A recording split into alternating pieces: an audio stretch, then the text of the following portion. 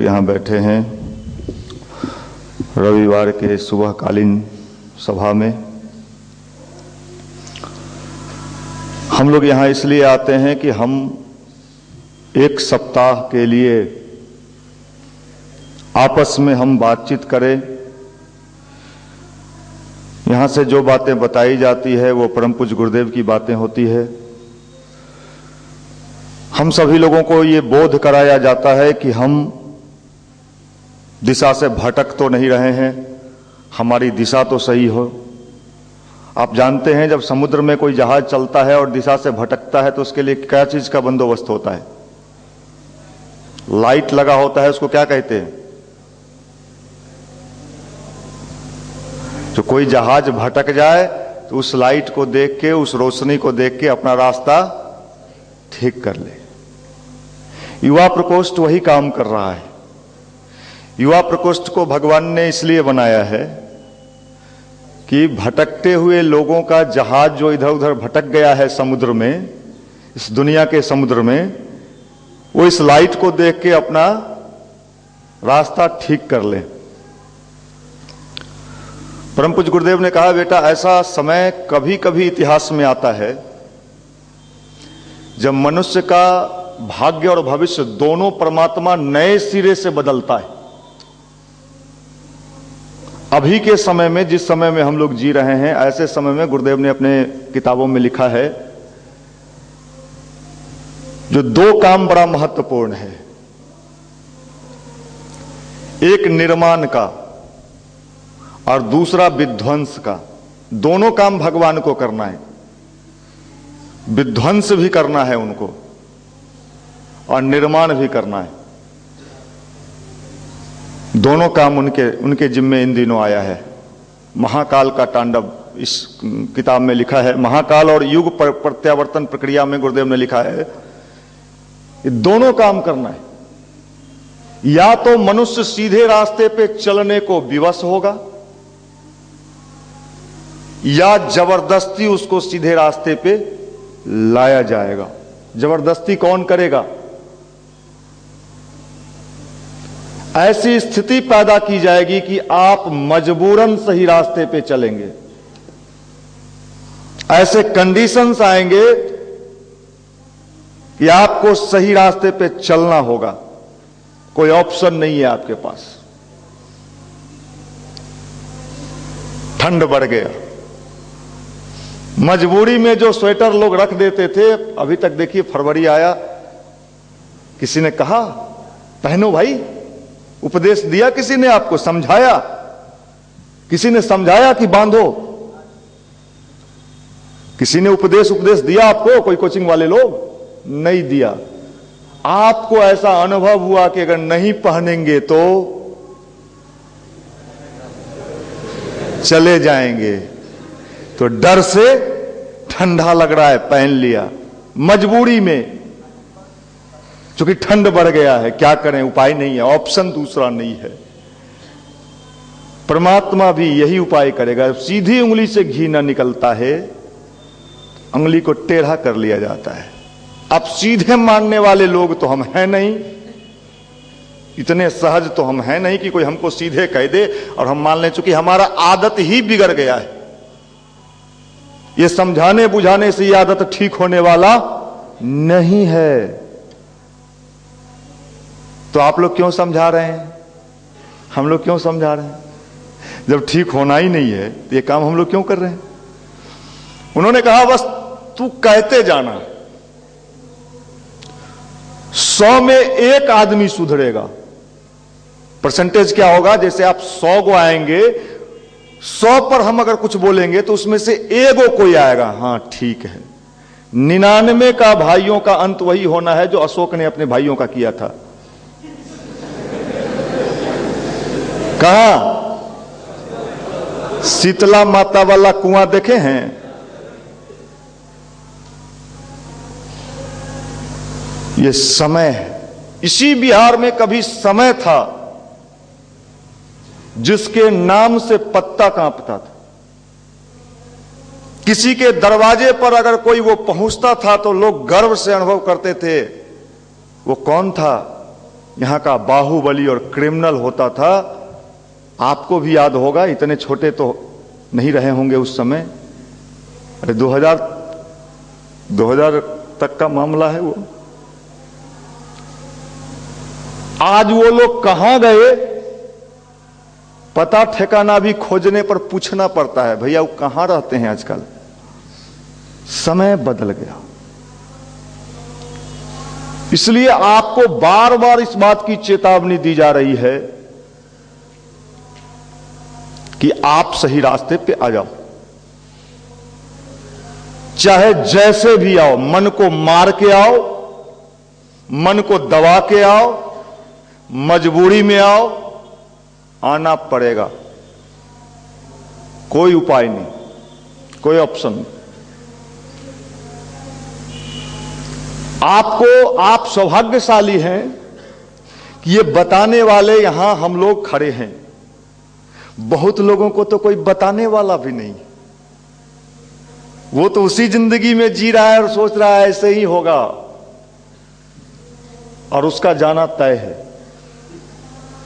उसका जाना तय है, कोई उसको बचा नहीं सकता।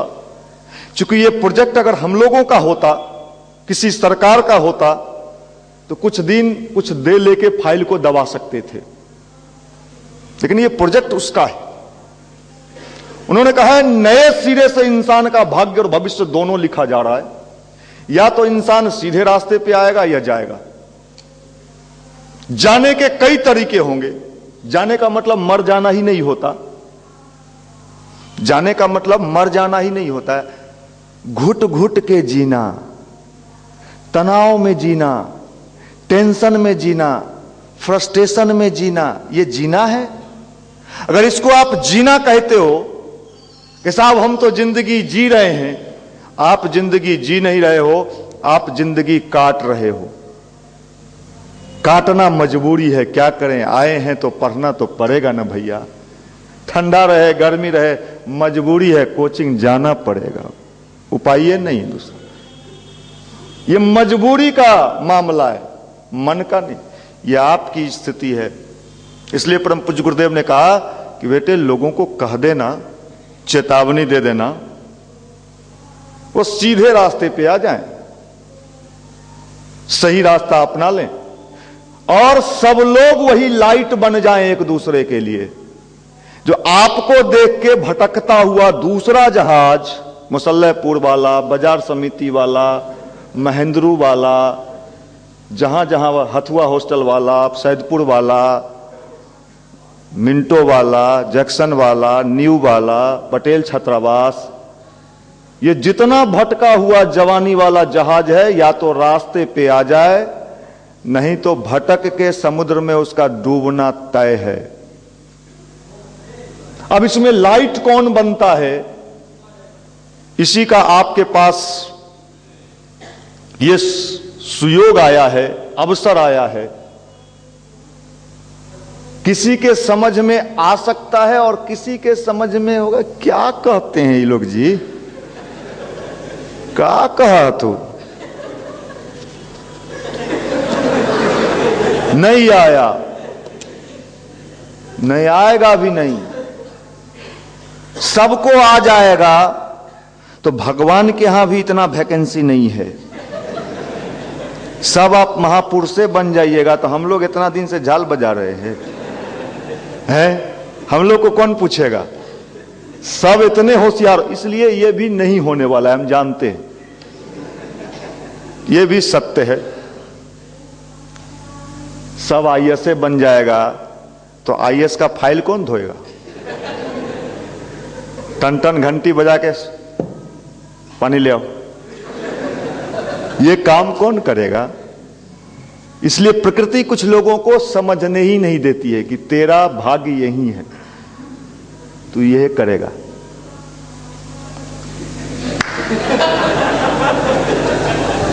ये वहीं रहना है आपको। वो हम कितना भी कोशिश कर लें, बाल संस्कार शाला, सुपर संस्कार शाला, प्रवचन, पीडीसी, डीडीसी, सब हम जान रहे हैं, बहुत मुश्किल काम है। इतना आसान अगर होता, बहुत टफ टास्क है। बाहर के लोगों से लड़ना सबसे आसान काम है। दिखा दें, अभी चिन्हवे नहीं क्या, सैदपुर में रहते हैं, अभी बुला ले, वो रंगदार हैं, लेकिन अपने आप से लड़ना सबसे मुश्किल है। लड़ना अपने आप से है। मन कहता है उधर मत जाना, और भीतर वाला मन कहता है एक बार चले जाओ ना। अब लड़ाई शुरू है भीतर। अब इस लड़ाई को पावर है नहीं आपके पास, ताकत है नहीं आपके पास, और बिना ताकत के लड़ाई हो नहीं सकता। कमजोर आदमी युद्ध हार जाएगा। इसलिए गुरुदेव ने कहा कि बेटे मजबूत बनो, ताकतवर बनो, शक्तिशाली बनो। इस दुनिया में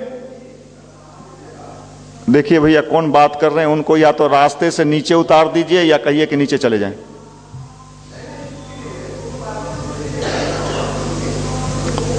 तो इस चीज को आप समझिए, नए सिरे से भाग। इस बात को स्वामी विवेकानंद ने भी लिखा है कि ये जो 21वीं सदी जिसमें हम जी रहे हैं, मनुष्य को सीधे रास्ते पे आना होगा, और तभी उस सुख चैन की जिंदगी जी सकता है। दुनिया का सारा चीज आप पैसे के बल पर खरीद सकते हैं। पैसे में भी ताकत है, पैसा भी एक ताकत है, मानते हैं? पैसा में कितना ताकत है?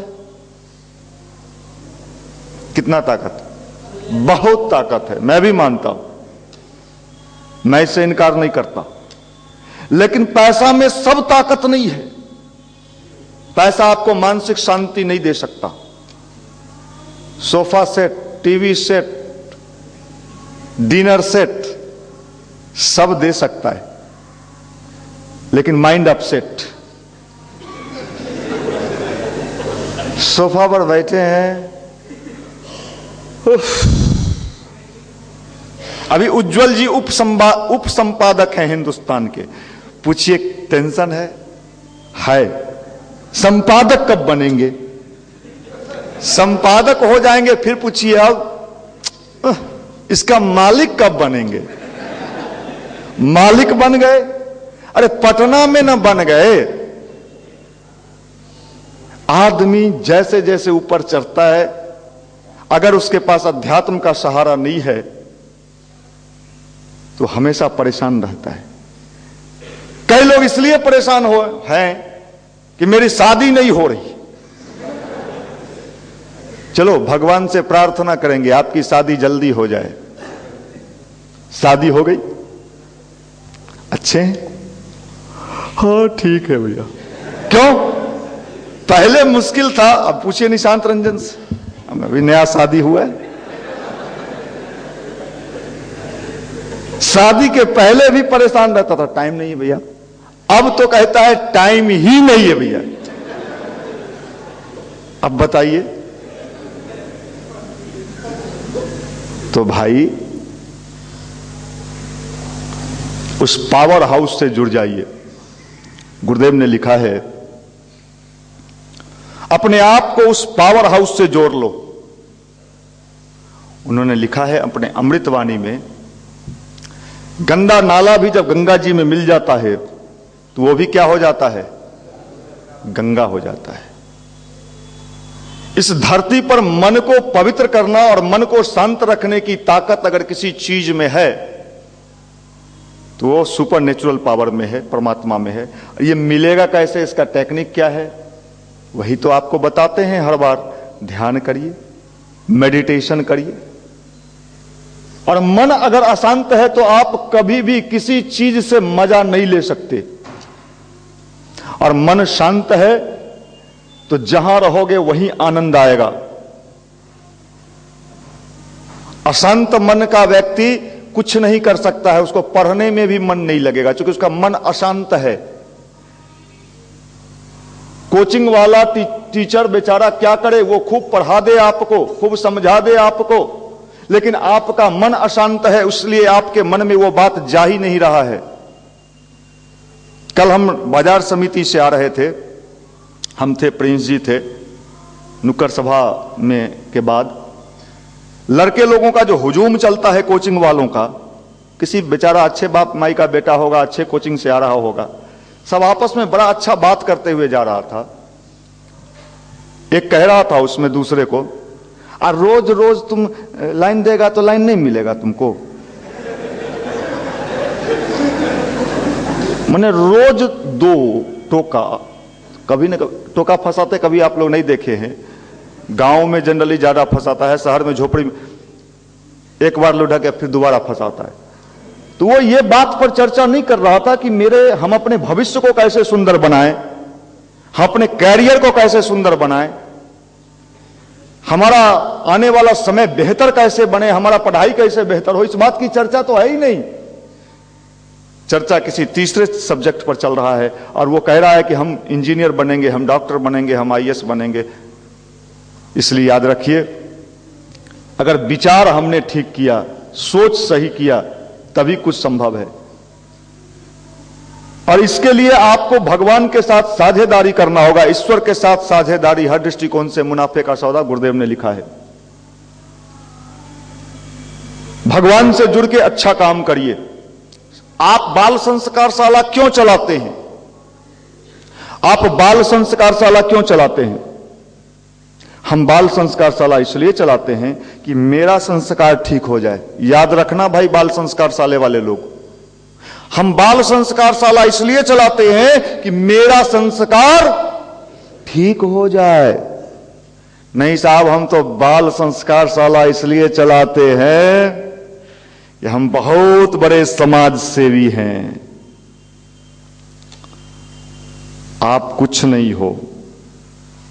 अगर ये बात आपके मन में आ गया कि हम बहुत बड़े समाज सेवी हैं, आपका पतन उसी दिन से शुरू हो गया। आपका पतन उसी दिन से शुरू हो गया। सेवा करना, मैंने कल मुसल्लेपुर बाल संस्कारशाला के वार्षिकोत्सव में एक बात कही थी, सेवा करना, और सेवा जब आप करोगे किसी का, समाज का, तो श्रेय मिलेगा, आपको सम्मान मिलेगा। भाई नेचुरल चीज है ये, लेकिन उस श्रेय और सम्मान को पचाना भी चाहिए। नहीं पचेगा तो फिर अपच का रूप धारण कर लेगा। इसलिए जो हमारे बाल संस्कारशाला चलाने वाले भाई हैं, मैं उनसे एक विशेष रिक्वेस्ट करता हूं कि आप पचाना। हम लोगों को भी खूब फूल माला अक्षत पड़ता है, बौरा जाएं, बड़ा बड़ा कार्यक्रम करते हैं, आईजी, डीआईजी, डीजी सब पहुंचता है, तो बौरा जाएं। आप तो थोड़े में ही बौरा गए, हम कितना बौरा सकते हैं? हम तो होश में रहेंगे ही नहीं, बेहोश हो जाएंगे। क्यों? इसलिए याद रखना, ये अभी जो समय चल रहा है, ये शानदार समय है, इतिहास बदलने वाला है। बुरा समय जाने वाला है, अच्छा समय आने वाला है, और आना शुरू भी हो गया है, स्टार्टिंग फेज आ गया है। जिसको नहीं दिखाई पड़ता है उसको हम क्या करें? जिसको नहीं दिखाई पड़ रहा है उसको हम क्या करें? बड़ा शानदार समय आ रहा है। आने वाले समय में नोट कर लें, मैं गुरुदेव की बातें आपको बता रहा हूं, कोई व्यक्ति धनी नहीं रहेगा। क्या बात करते हैं भैया, हम लोग नहीं बनेंगे, नहीं बनेंगे। कोई व्यक्ति जो बन गया वो नीचे आएगा। घूसखोरी होगा नहीं। जो घूस कमाएंगे, देखिए बिहार में तो शुरू हो गया है, रिटायरमेंट के बाद भी उनका बंगला जब्त किया जा रहा है। इस समय का परिवर्तन के चक्र चल रहे। दिल्ली में एक मुख्यमंत्री बना है जिसको सब कहता है पागल है। कहां से आ गया ये बौरहवा? परमात्मा की इच्छा है कि जितना ये पागल सब है, इसको ठीक करने के लिए उसको बैठा दिया वहां। ये भगवान ने बैठाया है उसको। आदमी लाख बुद्धि लगा ले, वो हटने वाला अभी नहीं जीव है, वो भी है पक्का एकदम। मुख्यमंत्री बन के कहीं कोई रोड के किनारे बैठता है? वो रोड के किनारे बैठ रहा है। बड़े बड़े लोगों के, पॉलिटिशियन का हवा गुम है। अब क्या होगा? ये उसका चक्र चल रहा है। या तो सारे लोग सीधे रास्ते पे आएंगे, नहीं तो भविष्य में इनका नामो निशान मिट जाएगा। ये परिवर्तन चल रहा है। ये छात्र लोगों का जो अभी जमावड़ा पटना में लगा हुआ है, 6 लाख लड़का पटना में है, 6 लाख। कर क्या रहा है वो लड़का? 6 लाख लड़का कर क्या रहा है? वो 6 लाख लड़का 2000 मास्टर का बिल्डिंग ठोकवा रहा है। है भैया, 2000 मास्टरों का बिल्डिंग देखने लायक है। डागा हाउस, कागा हाउस, मागा हाउस, उसका हाउस बन रहा है। इसका घर बिक रहा, जमीन बिक रहा, धान बिक रहा, गेहूं बिक रहा, और उसका क्या कहा जाए, क्या बनना है? मालिक बन। एक लड़का आया मेरे पास कल शाम में कि भैया कहीं नौकरी दिलवा दीजिए। हम कहे साहब हमारे यहां नौकरी का मामला नहीं है, हमारे यहां तो मालिक बनना चाहते हो तो बोलो। अध्यात्म मालिक बनने के लिए होता है, नौकर बनने के लिए नहीं होता है। स्वामी विवेकानंद, स्वामी किसको कहते हैं? स्वामी कौन? मालिक। मालिक विवेकानंद, कहीं लिखा है, सुना है? नौकर विवेकानंद, स्वामी। मालिक बनना है तो आओ, नौकर बनना है तो उधर जाओ। नहीं भैया हम तो मास्टरियों में हो जाता है, 6000 पर काम कर देते भैया। जब आदमी दीनहीन सोचता है तो भगवान भी कहते हैं दे दो भिख मंगवा को, जो 6000 लेकर बैठ घरे जा। जब उतना ही चाहिए तुमको ले। भगवान अन्याय नहीं करता है किसी के साथ, और फ्री में किसी को कुछ देता भी नहीं है, ये भी सत्य है। आपको 6000 चाहिए, दे देगा। आपको इंजीनियर बनना है, बना देगा। उसके बाद चैन से रहोगे ना। हमको एगो इंजीनियर खोज के ला दीजिए। आप लोग को हम सबको दायित्व दे रहे हैं। आप लोग तो शायद बिहार में हुए कोचिंग वाला लॉज में बैठते होइएगा। हम आपको एगो इंजीनियर खोज के मेरे पास ले आइए, जो हमको यहां खड़ा होकर इस माइक से कहे लाइव टेलीकास्ट चल रहा है, बहुत मजा का जिंदगी जी रहे हैं। नोएडा से इंजीनियरिंग किया, कहां से किया, 4 साल ये किया, उसके बाद फिर नौकरी कर रहा है। 7000 रुपया मिलता है भैया दिल्ली में। अब बताइए, 7000 में एगो रूम भी दिल्ली में बढ़िया नहीं मिल सकता है। इसलिए आने वाले समय में गुरुदेव ने एक बात लिखा, सादा जीवन उच्च विचार। ये मजबूरी होने जा रहा है। इसलिए आप सभी लोगों को बार बार यहां से हम समझा रहे हैं कि ये युग परिवर्तन की बेला है। महाकाल की चली सवारी चलो साथ हो जाएं, ये युग परिवर्तन की बेला है। युग परिवर्तन लाएं। ये युग परिवर्तन शुरू हो चुका है। जब सवेरा होने वाला होता है तो अंधेरा गहरा जाता है। और जब आपने सुना है कि चींटी के मरने का समय आता है तो क्या लग जाता है? पंख लग जाता है। आप लोग को पंख लगा है? देखिए भैया क्या चाहिए, क्या आवाज। आप लोगों को पंख लगा है?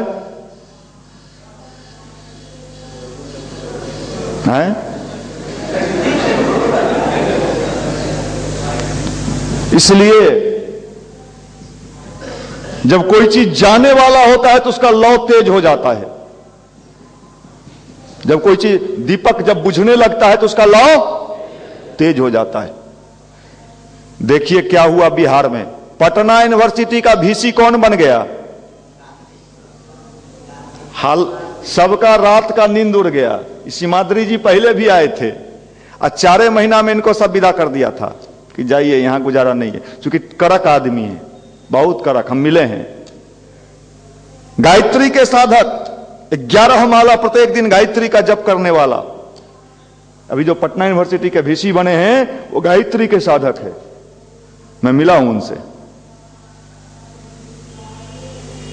आ रहा है सब। अब ये सबका नकेल टाइट कर देगा, चाहे स्टूडेंट हो, चाहे प्रोफेसर हो, चाहे कोई भी हो। पूरे सिस्टम को ठीक कर देगा। क्योंकि ये योजना ऊपर से बन रहा है, इसलिए आप सभी लोग उस योजना के आकार देने वाले। हम लोग तो अभी हल्ला मचा के लोगों को चेतावनी दे रहे हैं कि भाई बदल जाओ, सही हो जाओ। बाद में तो सबकी मजबूरी होने जा रही है, सबको बदलना पड़ेगा, कोई उपाय नहीं है, कोई ऑप्शन नहीं बचने जा रहा है। आप जिन जिन लोगों का खूब नाम लेते हो कि साहब मेरा, हम उसके फैन हैं, हम सलमान खान के फैन हैं। सलमान खान 18 घंटा मेहनत करता है। पिछले दिनों रजत शर्मा इंडिया टीवी पर सलमान खान को लाया था। आप में से कितने लोगों ने देखा? चलिए 2 लोग कम से कम देखे, नहीं तो हम अकेले रह जाते। इंडिया टीवी पर रजत शर्मा ने सलमान खान को लाया। सलमान खान कहा कि 18 घंटा हार्ड लेबर करता है, सालों साल।